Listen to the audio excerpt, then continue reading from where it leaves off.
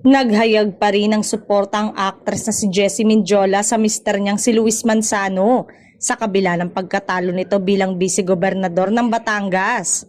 Sa latest Instagram story ni Jessie nitong ibinahagi niya ang quotation mula sa kanyang IG post patungkol sa kung gaano kadambuhala ang Diyos kumpara sa pagkabagabag at gulo.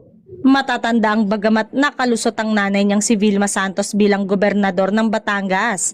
Naungusan naman si Luis ni Dodo Mandana sa nakakuha ng 804,225 sa buong probinsya batay sa partial at unofficial result ng Commission on Election. Samantala, sa pagkatalo nito sa pagtakbo sa politika, aasahan naman na magbabalik si Luis sa showbiz at sa ABS-CBN ngunit say ng ilan ay hindi magiging madali sa TV host actor. Maaalalang 4 na endorsement ng award-winning TV host ang hindi nag-renew. Matapos siyang magdesisyon na pasukin pa rin ang mundo ng politics. Sabi ng Kapamilya Star, tanggap at naiintindihan niya ang pag-atras ng ilan niyang endorsement dahil may mga kontrata siya na naglilimit sa kanya sa pagkakaroon ng anumang koneksyon sa politika.